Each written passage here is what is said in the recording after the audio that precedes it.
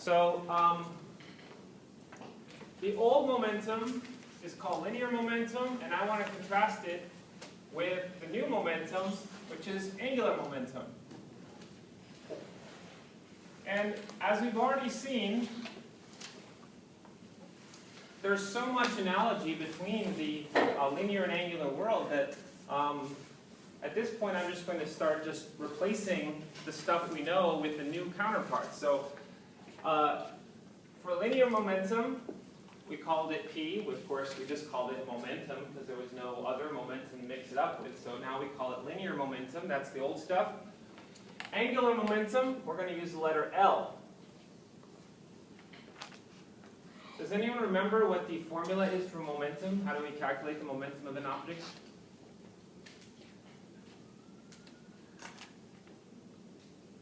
Mass times velocity, that's right. So I'm going to replace mass and velocity with their angular counterparts. Now, of course, that's not guaranteed that it's going to work out correctly, but I'm telling you that it does. What's the rotational counterpart to M? Inertia, rotational inertia. What's the rotational counterpart to V? Omega. So if I want to calculate the angular momentum of something, I multiply the rotational inertia with the angular velocity. Okay? That, by the way, the units of it, well, rotational inertia is in kilogram meters squared, and then angular velocity is in radians per second. As per usual, we dump the radians, which is a fake unit, when something else is willing to slide in there to the numerator. So the units for angular momentum would be kilogram meters squared per second. So what do we do with momentum? Well, we said that you can change the momentum by applying a net force for some period of time. We even sometimes you want to even refer to change in momentum by its more fancy name called impulse. Okay. So suppose you want to change the angular momentum of something. Well, what's the rotational equivalent of force? So the homework that you're currently doing. What's the rotational? Yes, torque. Rotational analog of force is torque. What's the rotational version of time? Trick question, it's just time, okay? There's no rotational time, okay? So if you want to apply a change to the angular momentum of something, I guess you could call it angular impulse if you wanted, what you're going to have to do is apply a net torque on it for some period of time. Now the most useful thing that we did with momentum, of course, was when we isolated the system. So there was no net external force, right? No net external force. Then the net force was zero, the change in momentum was zero, or as we say, momentum is conserved. So the momentum of the system was conserved.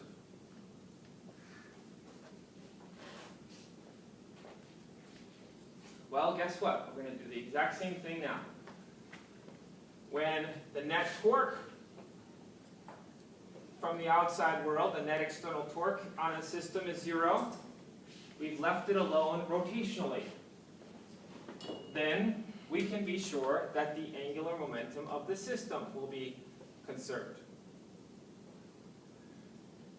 So we can isolate a system from the outside world. We expect these momenta to be conserved. In this case, we isolate it linearly. We get linear momentum conserved. And here, if we can isolate it from the outside world rotationally, well then, we can expect the angular momentum of the system to be conserved. So, let's just go ahead and jump in. Let's do some examples. Now, I'm not going to get too into the weeds with these examples because the ingredients are familiar. You guys already know about rotational inertia. You guys already know about angular velocity. So really, it's a way of repackaging them. My example is going to be me standing on a turntable.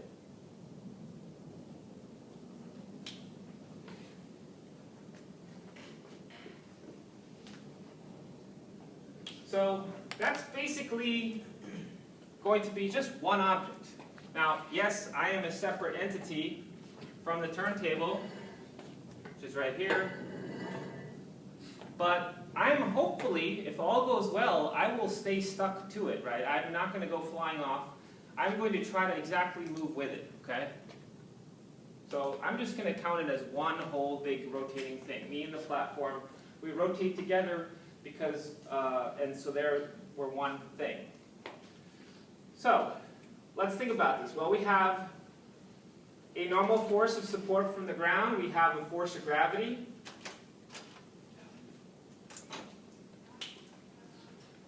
So here, the net external force is 0.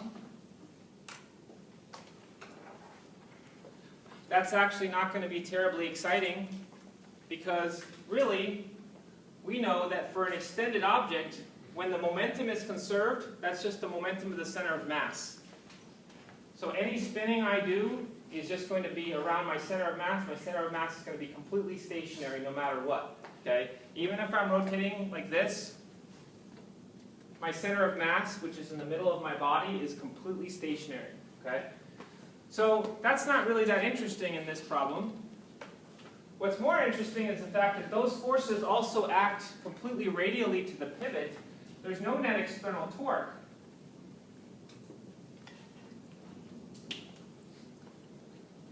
There's no net external torque because both of the forces that do act have no leverage. Now there's another torque that I have to worry about if I'm spinning, and that's frictional torque. There's obviously friction in the pivot. So that would be a source of external torque. I'm going to hopefully neglect that. So this is assuming that I have a frictionless pivot.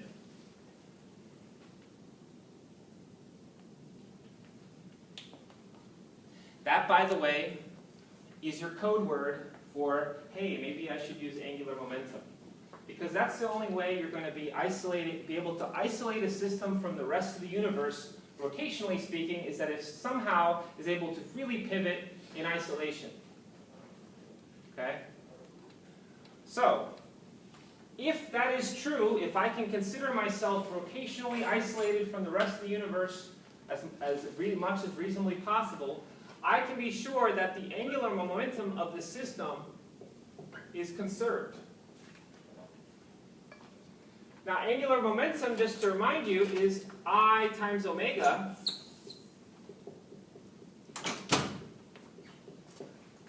So I have to have that the product of those two has to be the same at all times.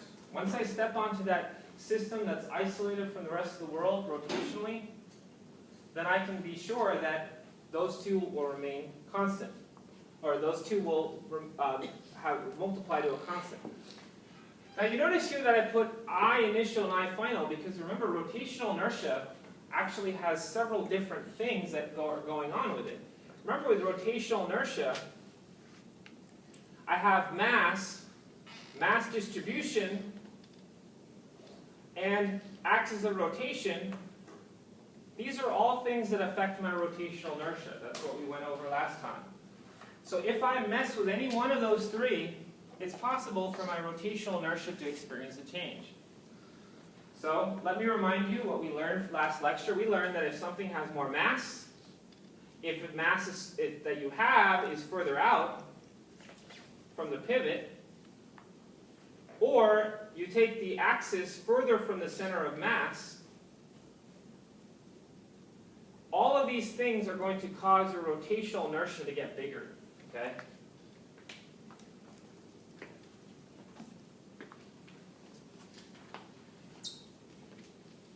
Again, if I increase my mass, if I take my mass further out from the pivot, or I change my axis so it rotates more awkwardly or asymmetrically further from the center of mass, then those are all things that can increase my rotational inertia. So all three of these I could demonstrate in theory, but some of them are logistically easier than others. For instance, it's very hard for me to gain mass. It's possible, I can have someone drop a really, really heavy backpack on me.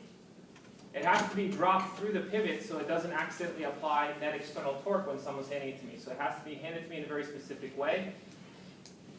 And I don't want to break my back, so I'm not going to do that. It's very hard to have amount of mass added to you that's significant because you have to then hold a significant amount of your own mass. So I'm not going to do this one just for logistical purposes.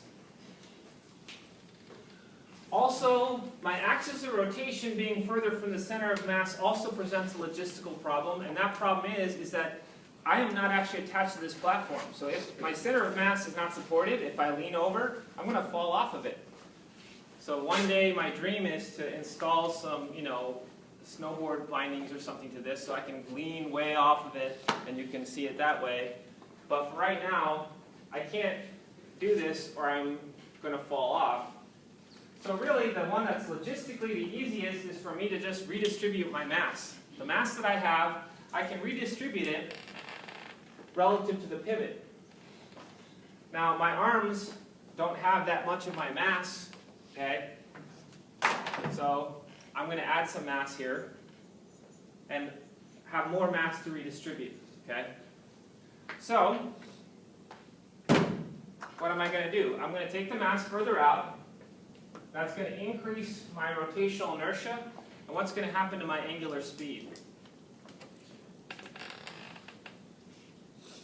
If this increases, what does this have to do for this quantity to be the same? Decrease. It has to decrease. All right, let's try it. So I'm going to get on here. And once I'm on here, I'm isolated rotationally from the rest of the world. So now my angular momentum is conserved. If I take my arms further out, I slow down. Okay, see that? Yes? Okay. Let me try it the other way. It's more fun in reverse. So let's say instead of bringing my arms out, I bring them in. If I bring my arms in, what happens to my rotational inertia? Decreases, right? I'm going to have less resistance to rotation. What happens to my angular velocity? Increases so that the angular momentum can stay the same, right? So let's try that. So I'll get on here, I'll start spinning. I'll bring my arms in.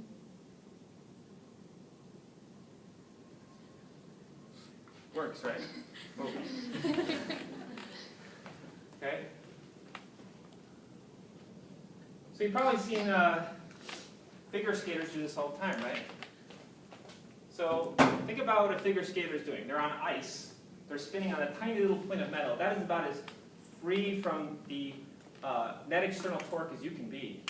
The thing that makes them spin faster is that they pull their arms in, they increase their rotation, they decrease their rotational inertia, and they're going to increase their angular velocity.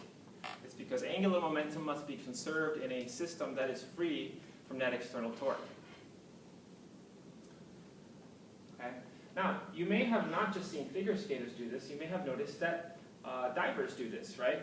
Divers spin slower when their arms are out, and then they can tuck in and spin faster, right? So what happens with a diver?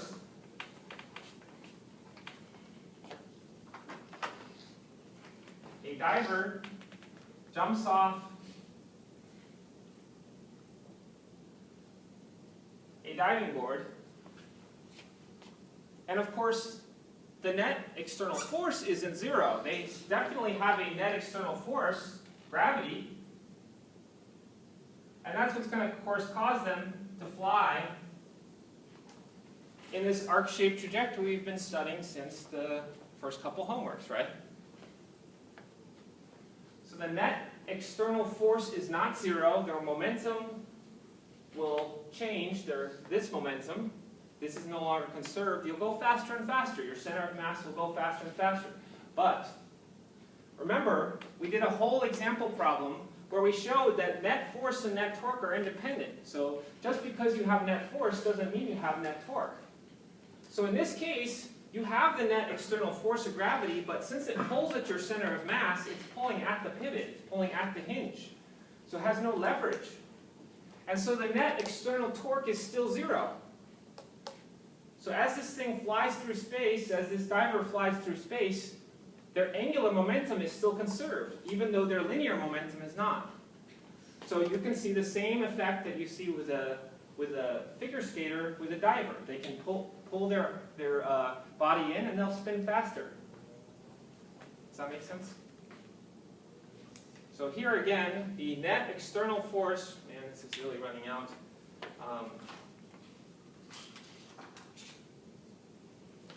The net external force is not 0, and so the linear momentum of the system and the velocity of the center of mass are not constant, are not conserved, but independently, because the force of gravity acts at the pivot, the net external force is, or net external torque is still 0.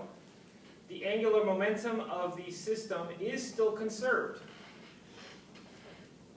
So you can trade back and forth between I and omega, just like in my example.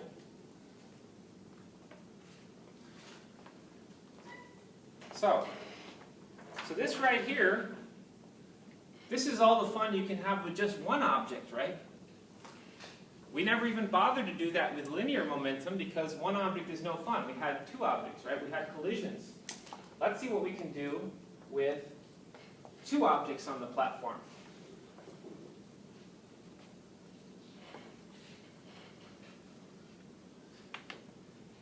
So, just like we had two objects colliding, and we took them as a system, and we said that internal forces are okay, they just trade momentum between the members, while the total is still conserved. I'm going to do the same thing now. So my example now is going to be me and the turntable are a single object. Again, I'm hoping that I stay spinning with it, so we can just count it as one. But I'm going to bring on there an independent object that can rotate like this, independent of us. Okay? So this is one object, me and the turntable, this is the other. So here's what I'm going to do. Let me sketch a top view so that it's easy for us to analyze. Here's me and the turntable. That's object 1. And then the wheel that I'm holding is going to be a second object. I'm going to try to draw my arms holding it, but I don't know how that's going to turn out. It's like spindly spider arms. Maybe you can do a better job. Okay? And that's going to be my second object.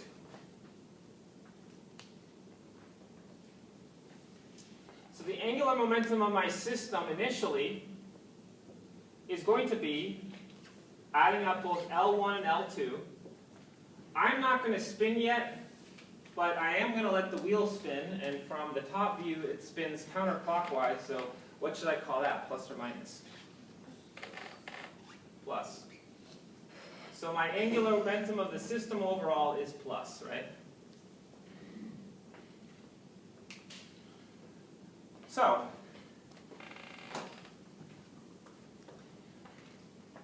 if you're looking at something that's spinning counterclockwise, and if I turn it around, what direction is it spinning now? Clockwise. So this is a change to the angular momentum, right? Because angular momentum is a vector. And I've reversed its direction, and that counts as a change for a vector. So I'm going to flip the wheel over. So now, this is the initial state.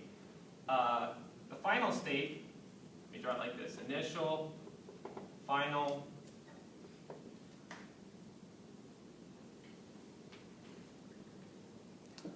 I'm going to turn the wheel over so it spins in the opposite direction.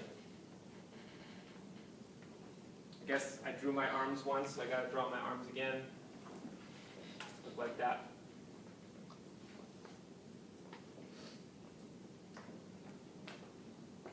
So now that the wheel is spinning clockwise, what do we call that? Plus or minus? Minus. So now that is minus. Well, now we have a problem, right? Because the total angular momentum of the system has to be conserved. So how is it possible to get a positive overall angular momentum still, even though one of the members is negative? Other has to be positive, and of course more than make up for it. So this actually predicts, if angular momentum is to be conserved, it predicts that if I switch the direction of the wheel, I myself have to spin in the original direction. Okay? Let's try it. See if it works. So I go here, I spin this like this. Okay, I get on there. Now, if I get on there and without spinning, if I flip this over, I spin in the original direction. We're trading angular momentum back and forth between us, but the total has to be the same. Okay? See that? No matter what happens, once I get onto that platform, the sum of these two, me and the wheel, have to have the same angular momentum.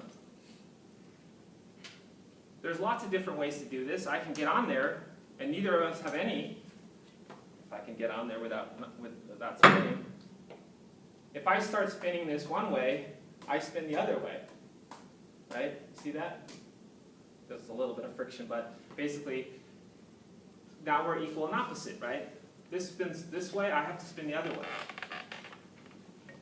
By the way, again, that doesn't mean we have to spin with equal speed. It means we have to have equal angular momentum. Likewise here, in order for me to have the right amount of positive angular momentum, I have a lot of rotational inertia, so I don't actually have to spin that fast to make that happen, right? So this is, when you get on here, and I'm spinning this very rapidly, and I'm spinning very slowly in response, our angular momenta are equal and opposite, but our angular speeds don't have to be opposite. It's just the same thing as when we talked about when two people pushed off each other on the ice, right? They don't have to go off with equal and opposite speeds. They have to go off with equal and opposite momentum. So this one with the larger mass goes off slower, okay? There's all sorts of stuff I can do when I get on here. For instance, I can take all the angular momentum for myself. I have it all now. I can give it all back to the wheel. Right? We can trade back and forth all day, but the total will never change. Okay? Does that make sense? Okay, so that's a little bit about angular momentum. You have some stuff on your homework, including some stuff where you have to think about two objects that can independently spin, and you have to make sure that the angular momentum of the two always sum up to whatever the value is at the beginning. While I have this thing out, I do also want to show you one thing. It's a little bit beyond the scope of the course, but it's cool, so I got to show you. If I hung this thing from the string, it shouldn't surprise you to see it flop down like this. We talked about this. This is called the hanging method, right? The thing will flop down until the center of mass is underneath the string, right? Well, what if the wheel was spinning? Shouldn't make the center of mass change, shouldn't make it any lighter, and yet somehow it seems to be, quote unquote, immune to being pulled down. Is gravity turned off here? No. It's just a little bit more complicated. If you are interested in learning about that, you have to take some more advanced coursework. Okay? So, that's angular momentum. Have any questions on that?